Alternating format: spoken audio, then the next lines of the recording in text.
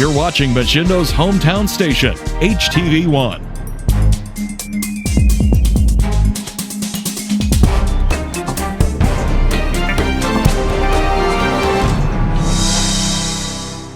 Hello everyone, it's Brett Boyd from the Market House, where we have adjusted our hours to serve the community and keep our community and our associates safe. So now Market House is available to you from 9 until 6 every single day, 9 a.m. to 6 p.m.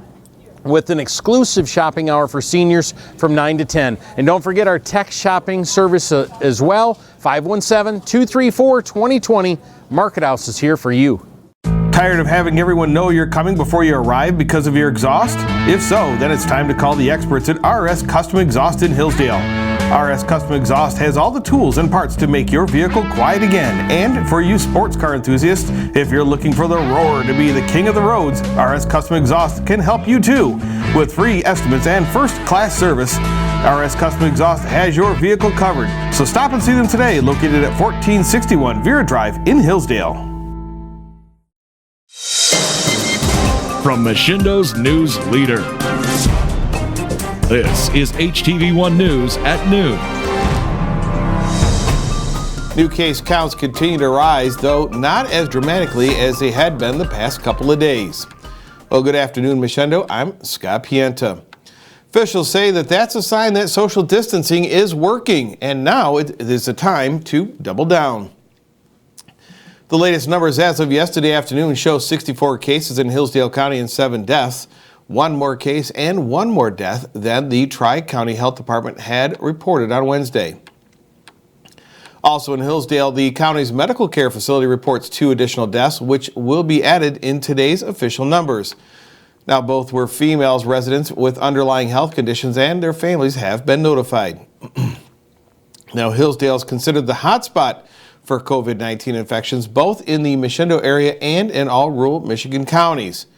Branch County has now 24 residents confirmed positive, plus 54 inmates at the Lakeland Correctional Facility.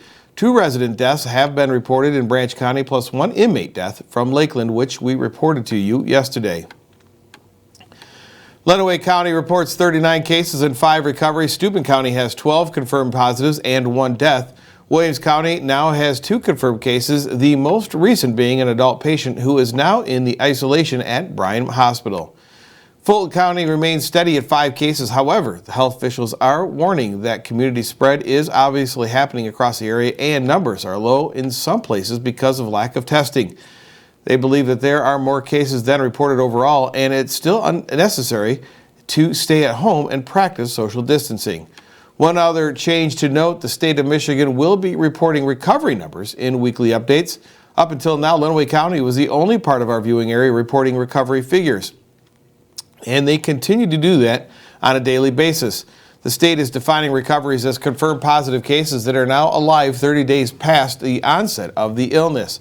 Michigan is also including hospital utilization information, including emergency department discharges, number of inpatients, and the number of critical care patients, and the number of patients on ventilators. Michigan Governor Gretchen Whitmer has officially extended the state's stay-at-home order until May 1st. The original order was set to expire on April 13th. The extension adds more limitations on essential retailers to reduce foot traffic. Large stores will now have to limit the number of people in the store at one time to 4 customers for every 1,000 square feet of shopping space. Small stores will have to limit capacity to 1/4 of the occupancy limit under fire codes, including employees. All stores will have to regulate entry with lines and markings showing 6-foot separation between customers while waiting. Large stores must also close sections dedicated to carpeting, flooring, furniture, garden centers, plant nurseries, or paint. Some of the restrictions, both new and old, are getting a thumbs down from officials at the state and local levels. According to WTVB, State Senate Majority Leader Mike Shirkey has already called on the governor to alter the order in favor of getting people back to work. Shirkey and some Senate Republicans say that the rate of infection is different across various regions, and those areas are experiencing slower rates should be able to get back to work with proper safety protocols in place. Now, their proposal would also allow non-essential businesses in those regions to reopen with strict health and safety measures in place. Regions with higher infection rates would continue to be on lockdown. Shirkey says he's extending the order without those revisions would unnecessarily hurt the regions and sectors of the economy that he believes can operate safely. Meanwhile, the Michigan Farm Bureau is collecting signatures on a petition regarding the restriction on plant sales. They say that the wording of the new restrictions is too vague, and while many believe it is an intent to close garden departments at big box stores like Walmart and Meijer, it could also be interpreted to prevent sales from family farms and commercial greenhouses or orchards.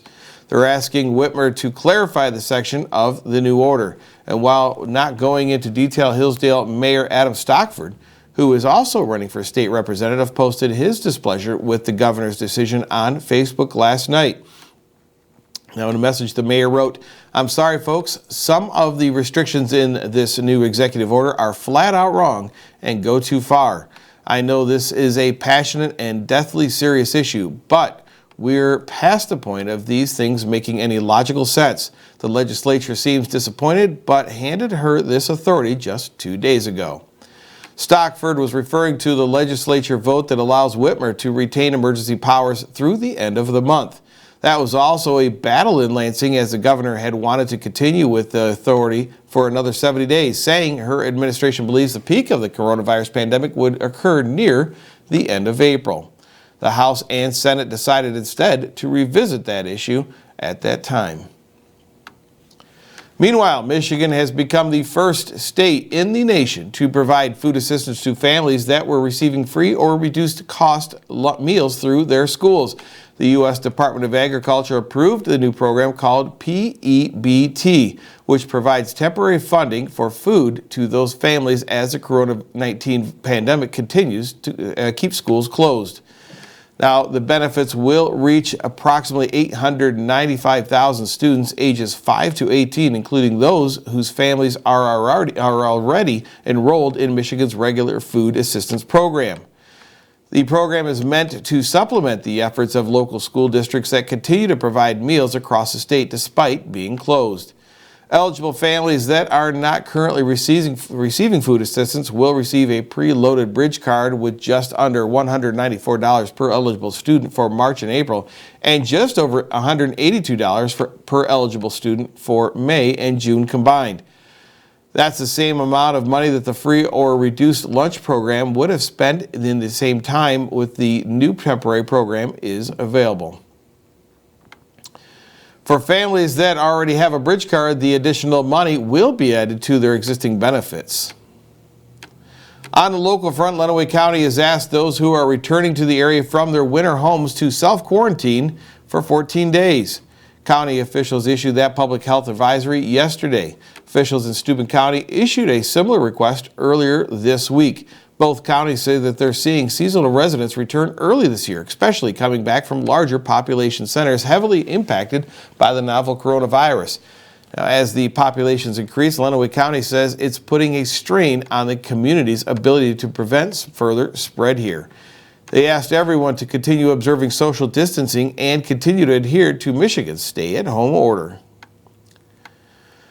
Community events continue to be impacted by the pandemic. Union City has canceled the 2020 Memorial Day Parade. The Union City Chamber of Commerce made that announcement on Facebook yesterday. They say that a joint decision with the village was made out of an abundance of caution for our veterans and community members. On the opposite side of that coin, the organizers of the Blissfield River Raisin Festival say that they're moving forward and plan to hold the event as scheduled. A post on the event's Facebook page says that they hope that the worst of the pandemic is behind us by July 9th. However, they added that they're listening closely to state and federal leaders, and because keeping families safe and healthy is their utmost concern, they will continue to post updates as the situation becomes more clear.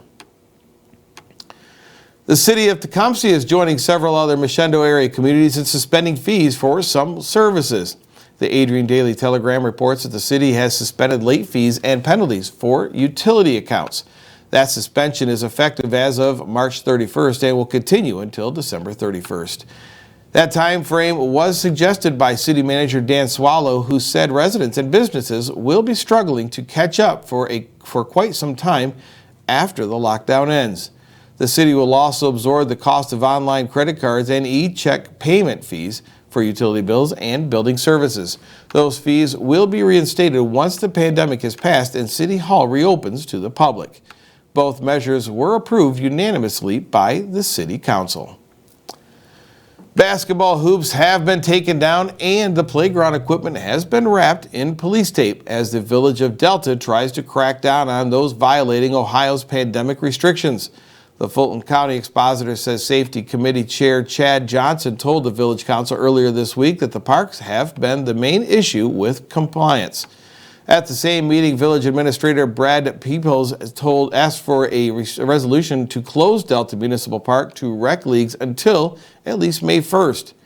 Peoples said every indication that things wouldn't start to get back to normal until midsummer, and he wanted something from the council to take to the leagues and give them some sort of time frame to work with.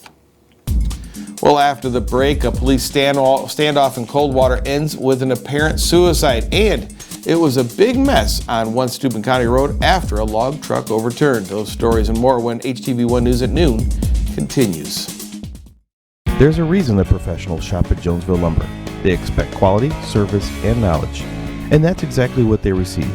For nearly 100 years, Jonesville Lumber has been family-owned. We take pride in serving our area with great products at competitive prices.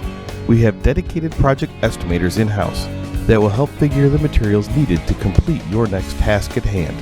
Whether you're building your dream home, adding a pole barn, building a deck, updating your kitchen, or painting your front door, let Jonesville Lumber help you with your next project. Authentic Mexican food is just a short drive away at El Cerrito in Coldwater and Hillsdale. The variety-packed menu has something for everyone, with classic Mexican dishes, El Cerrito specialties, and tasty treats for dessert. Don't forget the best margaritas in town with margarita specials Friday and Saturday. And carry-out ordering is great for work lunches or picking up dinner for the family.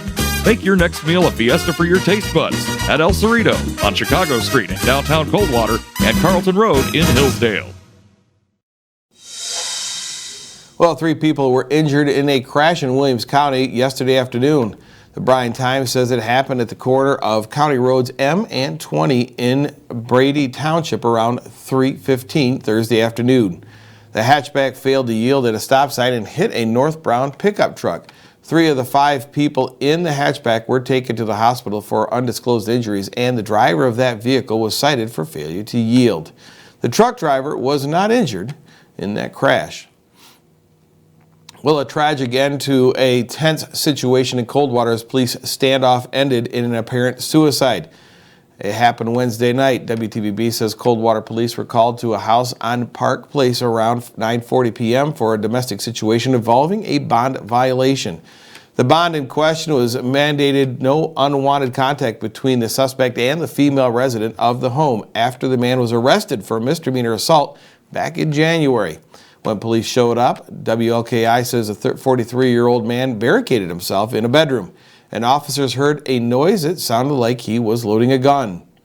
The woman and her children were removed from the house before the series of gunshots rang out and bullets flew past police. The officers did not return fire. Now, officers from the Michigan State Police and Quincy Police Department helped form a perimeter outside, and the MSP Emergency Services team was called in to help resolve the situation. Officers then heard 2 more gunshots, and subsequent attempts to contact the man went unanswered. A remote camera then found the man dead from what appeared to be a self-inflicted gunshot wound. The Coldwater Daily Reporter says an autopsy has yet to be scheduled, and the man's name is being withheld until his relatives are notified, and the case remains under investigation. A traffic stop has resulted in meth possession charges against a man, 28-year-old William Summa. The Daily Reporter says Summa was pulled over by Michigan State Police on March 29th when he tried to hide a piece of folded foil in his hand, but eventually showed it to the troopers. Now, a white powdery substance inside the foil tested positive for methamphetamine. Suma had been on parole since August of 2017 for a previous drug conviction, and he was held for parole authorities for the violation. Now he's in jail on $15,000 bond with 10% allowed. Preliminary hearings have been scheduled for April 21st and the 28th. Well, this was the scene on Indiana State Road 120 near County Road 585 North in Steuben County yesterday. The Herald Republican says this log truck got its wheels caught on the edge of the pavement and could not correct itself. The truck was delivering a load to a Litchfield, Michigan farming operation. Sheriff's Deputy Rich McCarty says that the driver of the vehicle escaped without injury. Well, still to come, President Trump has announced plans for a coronavirus economic task force, and analysts say it's likely that the nation's biggest movie theater chain could be going bankrupt. You're watching HTV1 News at noon. The Saucy Dogs is the name and barbecue is the game. Come on down for a good time and some great food. At Saucy Dogs, try our barbecue nachos or our tasty ribs. We'll have you howling for more. Saucy Dogs, downtown Jonesville. Does your vehicle sound like a tractor putting down the road? Then you need to see the experts at RS Custom Exhaust in Hillsdale. They will give you a free estimate along with first-class customer service. They custom make any exhaust needed for your vehicle. Stop and see them today, located at 1461 Vera Drive in Hillsdale. Hello everyone, it's Brett Boyd from the Market House, where we have adjusted our hours to serve the community and keep our community and our associates safe. So now Market House is available to you from 9 until 6 every single day, 9 a.m. to 6 p.m. with an exclusive shopping hour for seniors from 9 to 10. And don't forget our tech shopping service as well, 517-234-2020. Market House is here for you. Coronavirus has killed at least 16,000 people across America, and more than 1.5 million cases have been documented around the world. Now sources say the White House is looking to launch a new coronavirus task force. Nadia Romero has the latest. We have things in the works that are going to really, I think, fire the country. President Trump is preparing to announce a second task force focused on economic recovery. There's nothing formal going on. The president has been talking to his economic advisors. Day by day, deaths in New York continue to rise. Wednesday's numbers report was no different. It's gotten to the point, frankly, that we're going to bring in additional funeral directors to deal with the number of people who have passed. 97% of the U.S. population is under stay-at-home orders, and nearly 17 million jobless claims have been filed. The country's top officials say pushing pause on life seems to be working to bend the curve of infections. And when it comes to kickstarting life back into action, Fed Chairman Jerome Powell expects a robust economic recovery. We would expect there to be a fairly quick rebound as people do go back to work and start resuming normal levels of economic activity. I think most people expect that to happen in the second half of this year. I'm Nadia Romero reporting. It appears the U.S. is making progress in slowing the spread of the coronavirus. A top U.S. model shows fewer deaths by August than previously projected, and President Trump aides hope to reopen the country by next month. However, some officials have lingering concerns. Now, John Lawrence reports.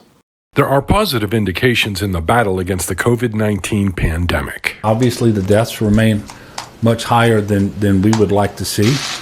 But it remains the case that we are seeing signs that we're starting to flatten the curve. Dr. Anthony Fauci, the director of the National Institute of Allergy and Infectious Diseases, says summer vacations are a possibility. But the head of the Centers for Disease Control and Prevention says even once the current pandemic eases, the U.S. can't be caught flat-footed in 2021. Get prepared for next year, which will be another challenging time. Dr. Robert Redfield says he wants to improve early case indication, isolation of the sick, and contact tracing. I think we have to be direct and honest about it. Over the last 10, 20, 30 years, we've underinvested in public health in this nation.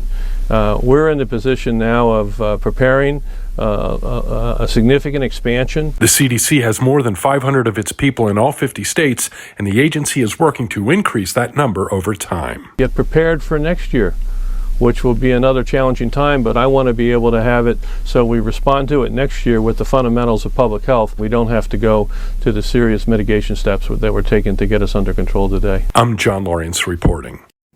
New York, which has suffered the most cases in the U.S., Thursday reported its lowest increase in hospitalizations since the start of the crisis. However, two other major cities, Philadelphia and Washington, D.C., are expected to become the new hotspots for this deadly virus.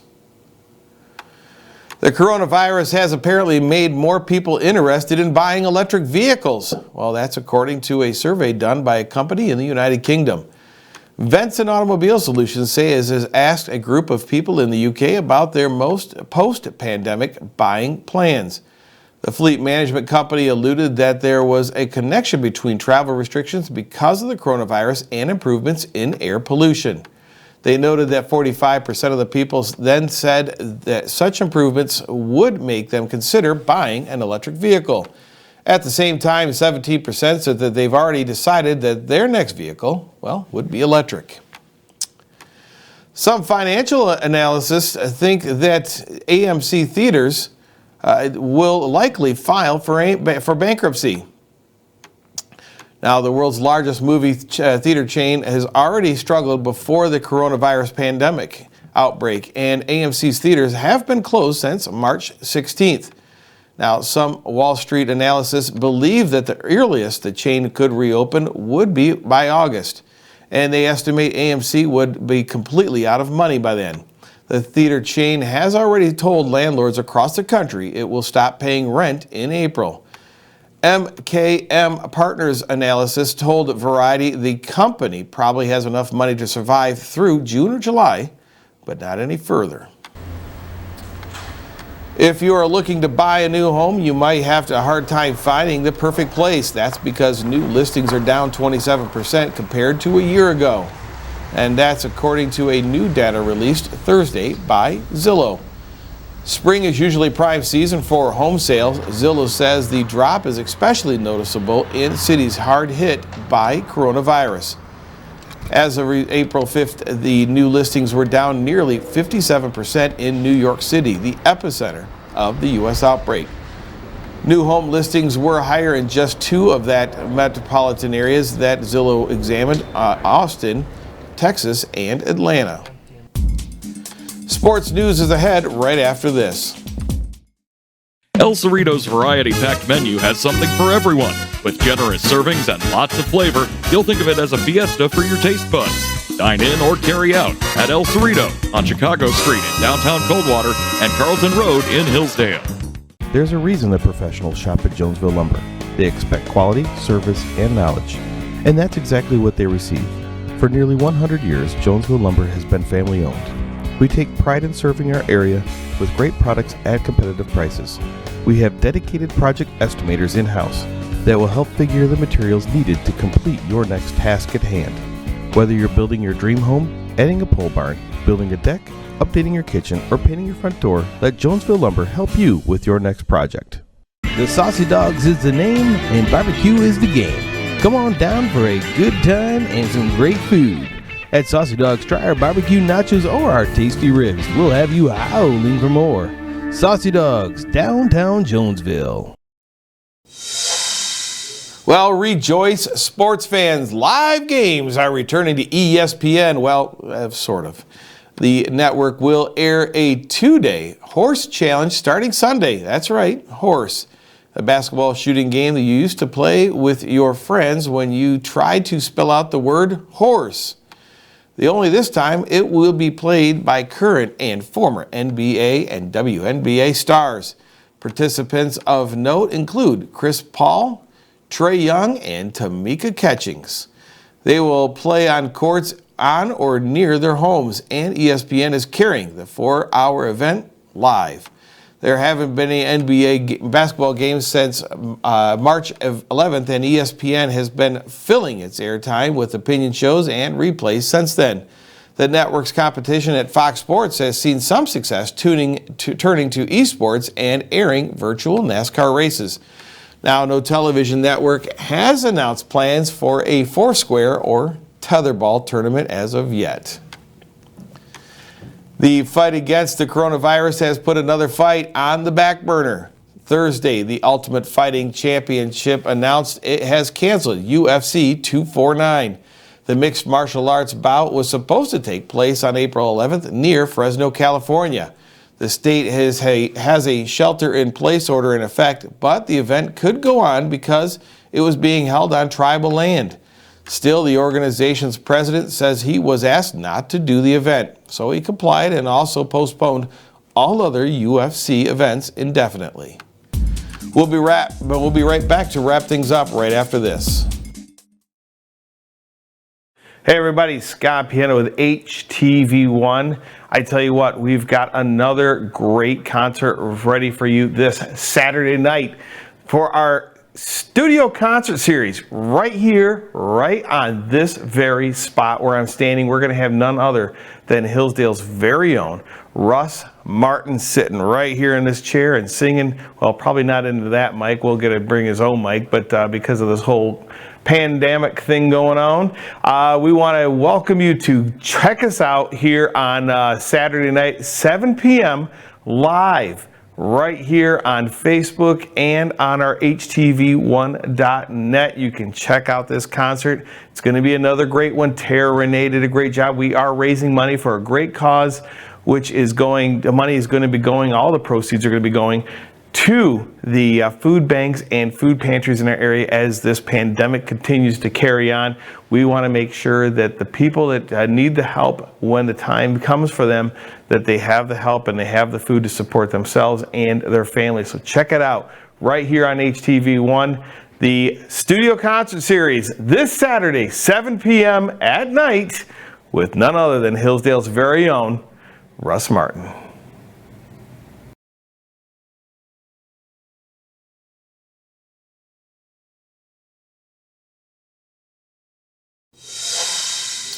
A California couple is taking a trip to some of their favorite stores without, well, leaving their home. And if you think that they are turning to the internet for the spending spree, well, think again. Alex Bell explains. Need to go on a Target run? Or how about grabbing a latte?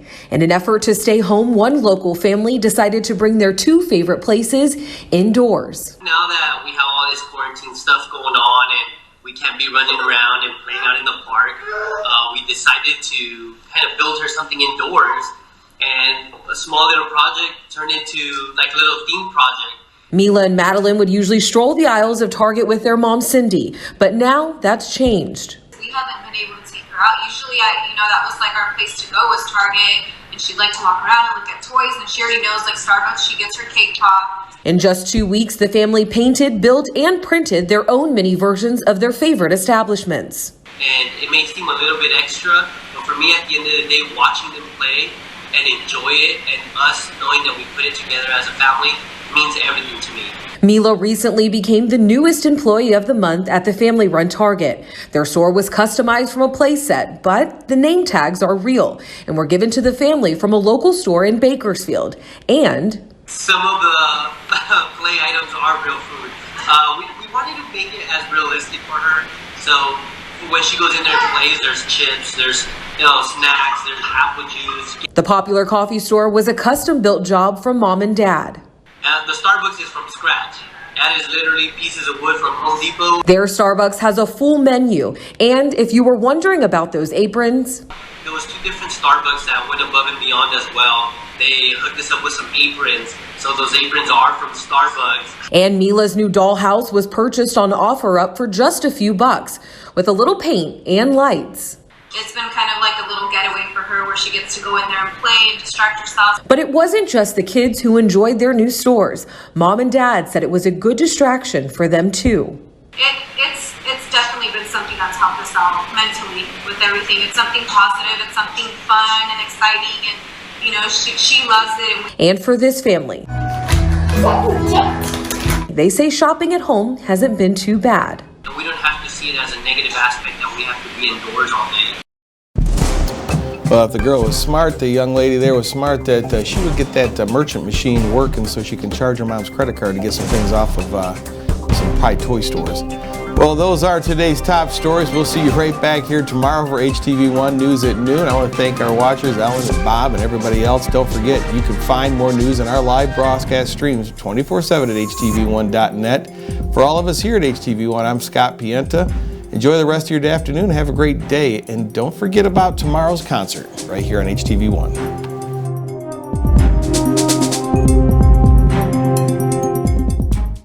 Tired of having everyone know you're coming before you arrive because of your exhaust? If so, then it's time to call the experts at RS Custom Exhaust in Hillsdale. RS Custom Exhaust has all the tools and parts to make your vehicle quiet again. And for you sports car enthusiasts, if you're looking for the roar to be the king of the roads, RS Custom Exhaust can help you too. With free estimates and first-class service, RS Custom Exhaust has your vehicle covered. So stop and see them today, located at 1461 Vera Drive in Hillsdale. Hello everyone, it's Brett Boyd from the Market House, where we have adjusted our hours to serve the community and keep our community and our associates safe. So now Market House is available to you from 9 until 6 every single day, 9 a.m. to 6 p.m. with an exclusive shopping hour for seniors from 9 to 10. And don't forget our tech shopping service as well, 517-234-2020. Market House is here for you.